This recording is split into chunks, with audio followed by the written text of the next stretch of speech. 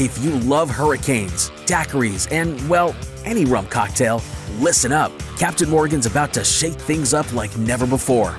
We're talking Bourbon Street, New Orleans, home to legendary drinks and unforgettable moments. But what if we told you the most iconic cocktails here have one thing in common? Hint, it's not bourbon. That's right, it's rum. And Captain Morgan is bringing unforgettable fun to Bourbon Street in a way you won't want to miss. Get ready for something big as we gear up for Super Bowl 59. Make sure to keep your eyes on NOLA's most iconic street. Who knows, Bourbon Street might just need a new name. Stay tuned for clues and get ready for the most legendary adventure yet. Please drink responsibly. Captain Morgan Original Spice Rum, 35% alcohol by volume. Captain Morgan Rum Company, New York, New York.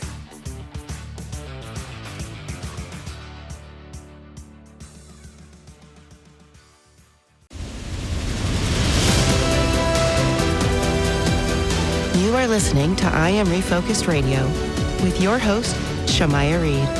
This show is designed to inspire you to live your purpose and regain your focus. And now, here's your host, Shamaya Reed.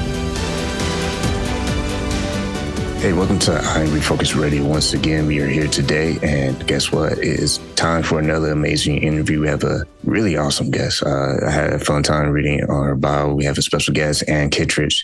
She is someone that if you really love music and artists out there, she has a pretty awesome story that you want to check out because she has done a lot in her career. She has a website you can go to, kittredge.com.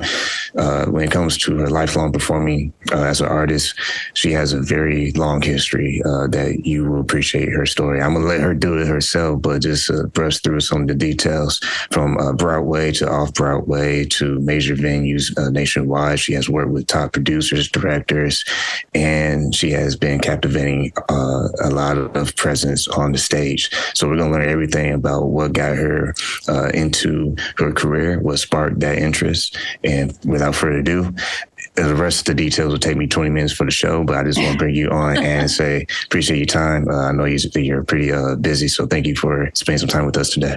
Hey there, Shamaya. I am thrilled to be here. And is your audience from Texas? That thrills me. Is it a Texas audience? Or? It was birthed in San Antonio at a barbershop in 2017.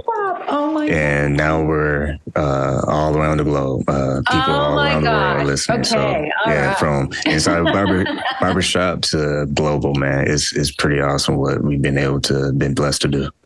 All right, but you're mostly bald. What were you doing in a barbershop? Oh, man.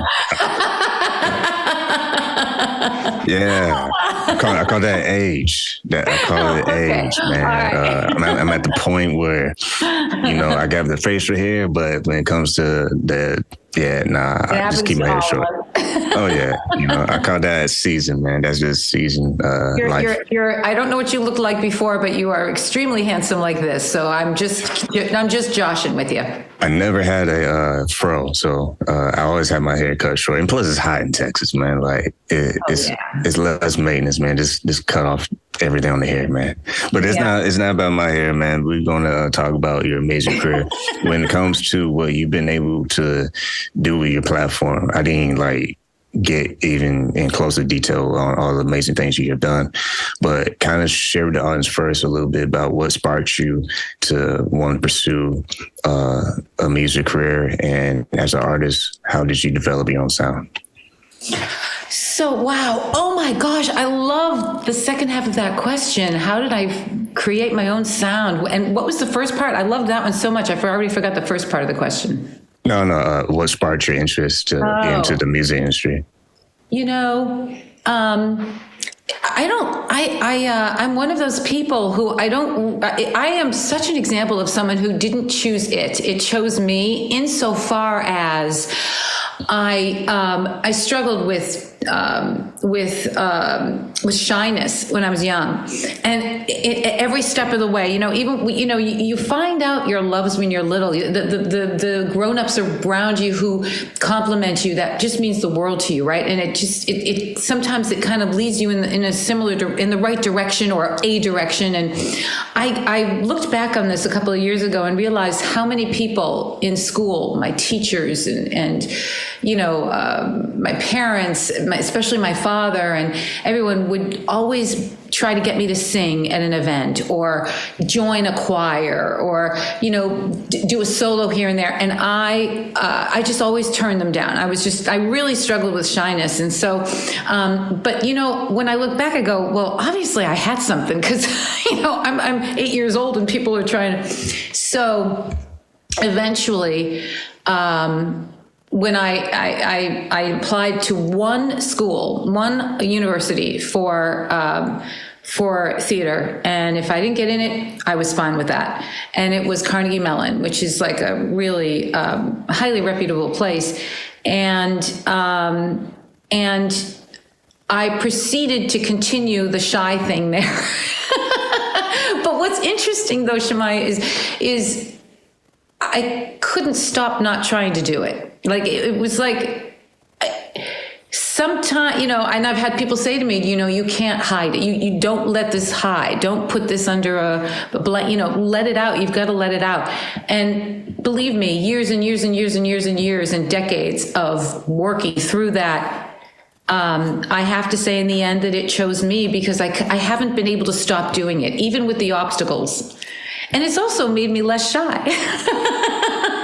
So, It's funny you say that because I tell people all the time, it took me forever to be on YouTube because I'm an introvert and people don't believe me because they're like, well, you talk all the time because you always interview people. And I said, well, it's a long story because when we started in the barbershop, it was the owner that said, hey, you have a voice for radio. Why are you not using it, man? Like, I'll let you use my barbershop as a place to establish yourself and interview people. I was like, oh, that's a pretty interesting concept. Like, that would be kind of cool. And it was because people always make comments like, what's so cool about your podcast is that in the barbershop, we hear the clippers, we hear people getting their haircut, and it feels like we're actually in the barbershop. So It's like, I grew into this in stages, so I can relate to what you're saying about being shy. You think you're shy, man. I'm shy too, but I come a long way. I think it's interesting on that. And somebody saw your talent, right? Somebody saw that you had a gift, and you probably knew it too, but it was not something that you could just go for. And the encouragement kind of led you in a direction, and that direction helped you work through your obstacle of shyness, right? I mean, that is the beauty. That's when when they say it takes a village. That's one of the things it means. Is like anyone who's like, it was less my father really was a big influence on me, but really the strongest memories I have is a teacher who's about to do a music class, and she would go around and she'd choose people, and then she'd stand next to me and she'd go, Anne, and I'd say no because she knew I was going to say no, but she asked me because she wanted me to know that she thought I could, right? And it's those moments that kind of get you in the right direction. Now, as far as finding who I am as an artist, that took me much longer because I initially focused my career on theater. And the wonderful thing about theater, and it is still my home, if I may say, it's where I'm extremely comfortable, and that is you're creating a character and you're telling the story of the character, even with song, right? Even if your character bursts into song, there's a vocal range that says something about your character, the lyrics, the rhythm, all of those different things. There is so much information given to you to bring a character to life, right? But in the last few years, I have been focusing on recording and live performance in Cabaret, which is just me. And I have to say that I don't know, it was very fortuitous that I fell into a group of people who got me. And in all of my years of performing, and I've had some wonderful, wonderful experiences, and, I have to say that there were so many creative impulses that I have had over many years that people rejected. over and over and over again, to the point where I just thought was, it's wrong, it's wrong, it's wrong. What was wrong, I see now, was the genre of performance I was trying to use those impulses in, right?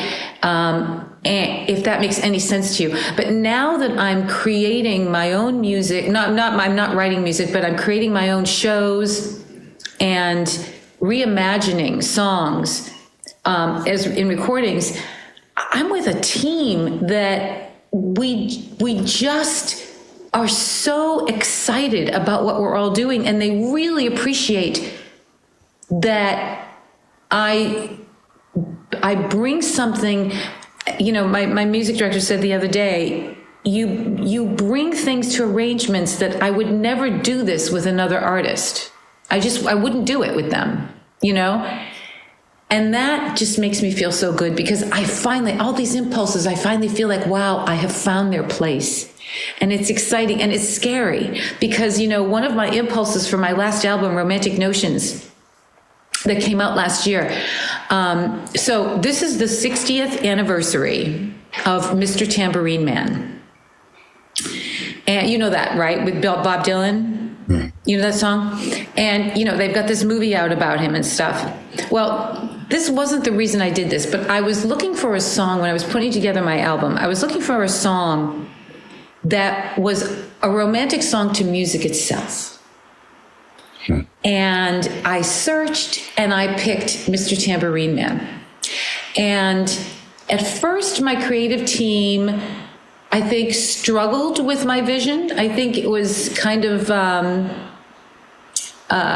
nothing they could ever have imagined. Like, it was just, but I just kept going. I kept saying to them, I said, please just hear this. This is a love song to music. It's a love song to music.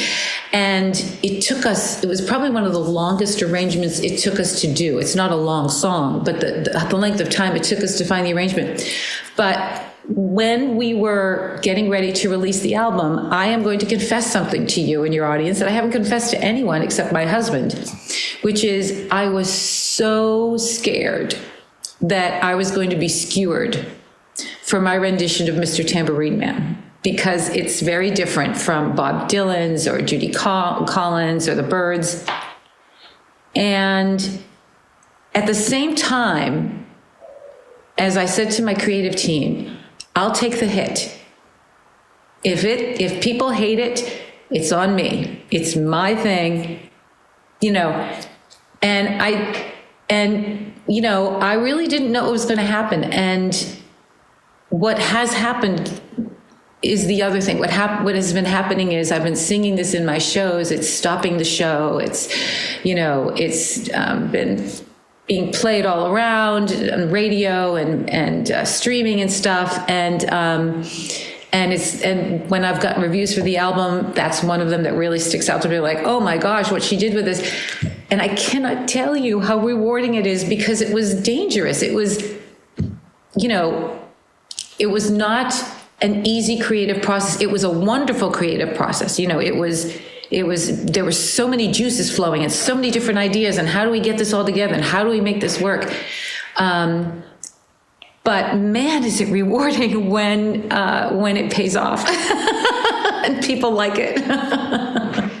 And to add to that, I like what you said, the fact that you had to take that risk, because when you finally are in that stage where you've been doing this for a while, you have the experience in the field, it's not just textbook knowledge, it's something that you have real life, real world experience, is that time where you are able to be able to afford that risk.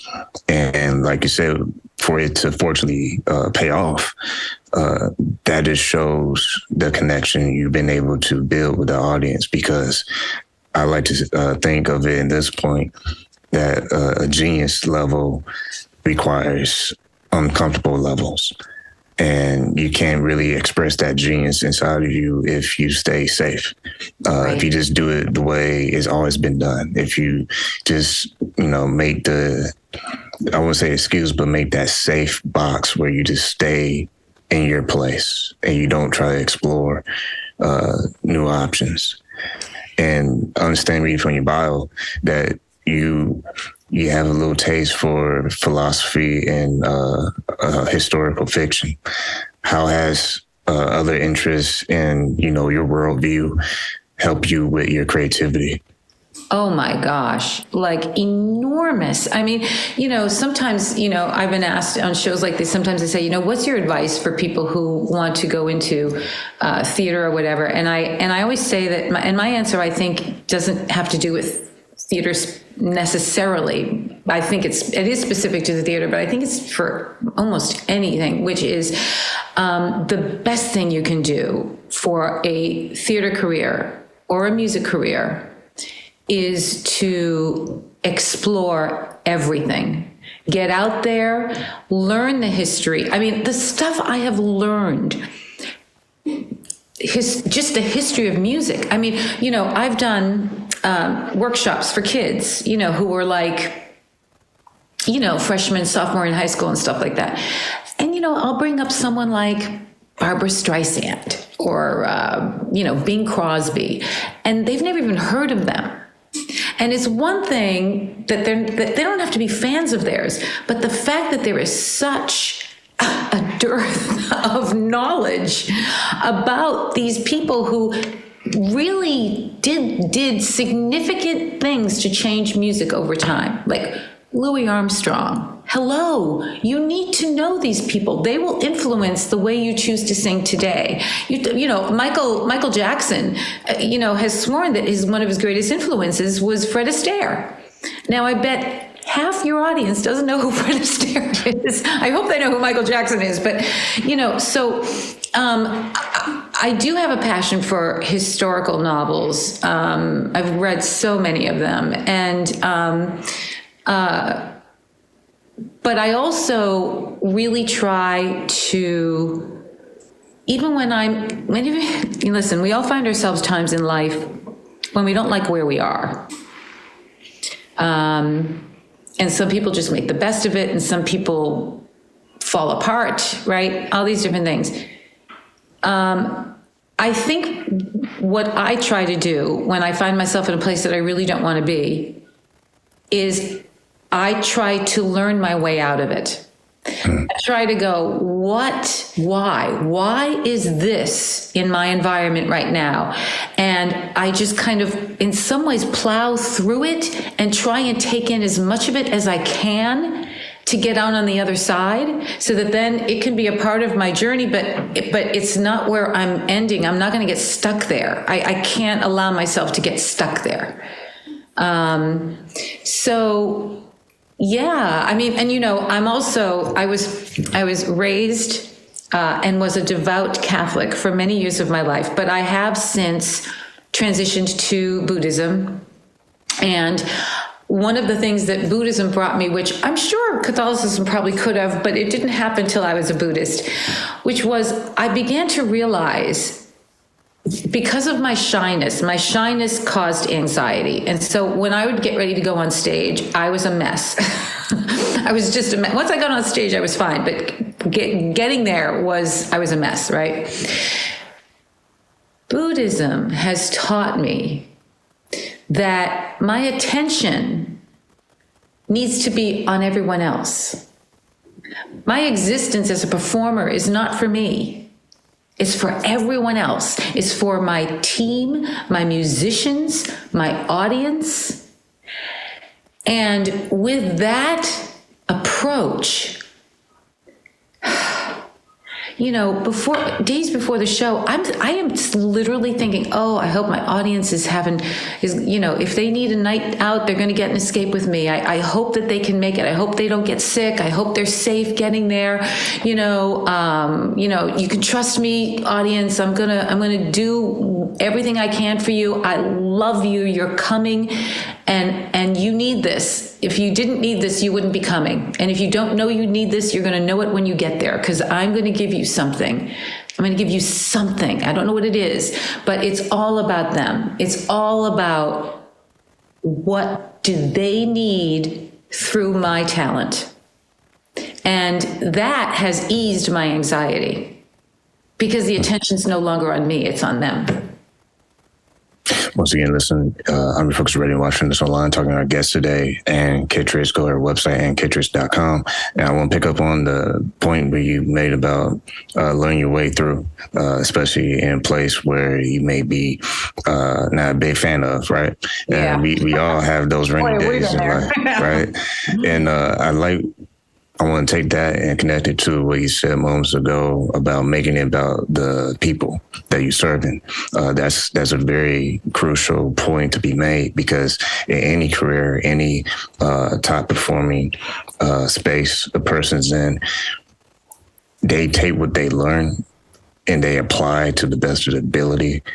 But if they make it all about themselves, it's shallow. It will fall flat. If you want to spark the fireworks or whatever you want to call it, you have to go deeper than that.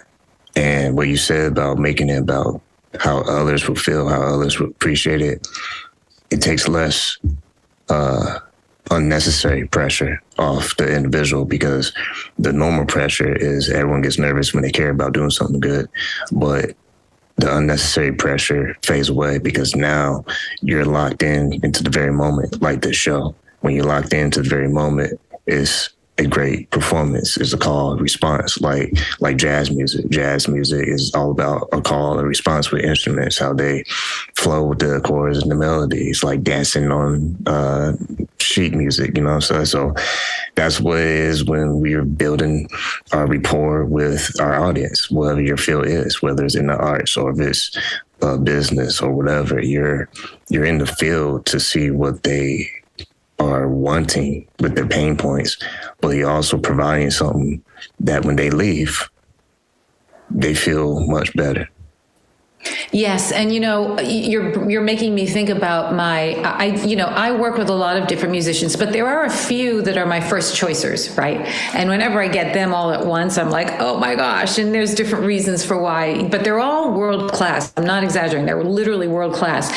And one of the things that this other orientation also adds is my musicians are very clear how much I admire them and how much I know they are bringing to whatever arrangement we hand to them, to the point where, and I'm not kidding you, I just think this is amazing, because these guys are, they're musicians that are hired all the time. They come in, they record things, they go. Like that's, my people, even on the last album, I can't tell you, we would go into rehearsal before the recording studio, we'd run things, and I'd have my percussionist and drummer say, I think you really need something here. I'm going to write an arrangement out tonight and bring it to the recording session. Same thing with my bass player. She's like, oh my gosh, I'm hearing something. What can we do here? And all of a sudden they have contributed to the, elevating what we had imagined, right? And then we get on stage, and I love having fun with them, and I love surprising them, because, keep doing the same show, they might get a little bored. No, I don't think so, but anyway. And so I'm always surprising them on stage, and we laugh so much together on stage. And we do that because I know the audience loves seeing that. They love seeing when people just have such a wonderful creative camaraderie, right? And the people doing it, it's honest, it's real, we're not making it up. So it's really like creating a community for the length of time of the show, It's like the key word you said, contribute. When we have our contribution, we are filling in that space. And it's very interesting how life happens, because you have to kind of figure out along the way. It's not like it gives you, hey, here's the test run. Sometimes it kind of shoves you out there and let's figure this out, and let's not fall on the face. Oh my gosh. So, I just had an experience like that. We did this show, and we had, oh my gosh, we did it was wonderful. It was a wonderful experience, folks. But I have to tell you, we had 8 hours of rehearsal. We never once ran through the show before we got in front of the audience. Not once. We had not run all of the music. We walked out, I remember walking out there going, okay, well, this could be the end of my career. This was only a few weeks ago.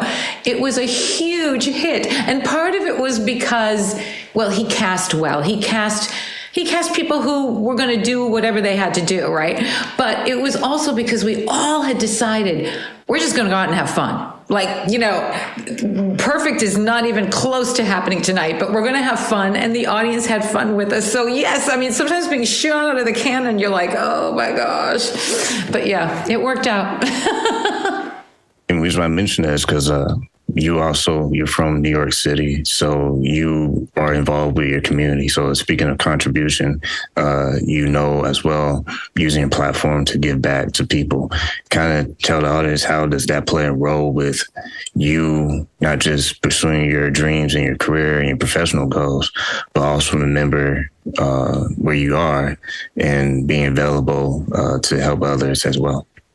Yeah, well, when my kids were in elementary school, I was a big parent leader, and I really felt that they needed, the arts are so integral to brain development, and so I really took it upon myself to create programs. And it was never just for my kids' grades, ever. It was always for any grade that would accept it and stuff. And that was, to this day, I look back at that and I'm very grateful that I was able to do that for them. And I see some of those kids now, and they're adults, and they look at me and they know who I am, but I knew them when they were this tall. So I'm a little bit like, who are you? But then as things got going more, I realized that there is such, the art, I do believe, and I'm going to say it again and again, the arts are integral to brain development.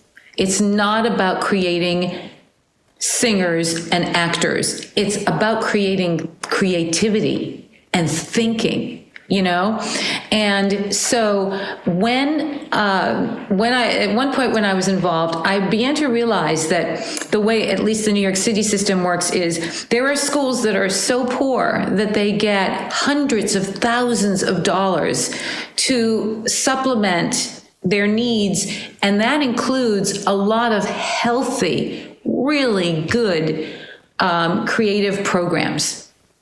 And then you've got the schools that are in wealthy areas, and the schools have very strong PTAs, and the PTAs are spending hundreds of thousands of dollars to bring quality creative programs, right?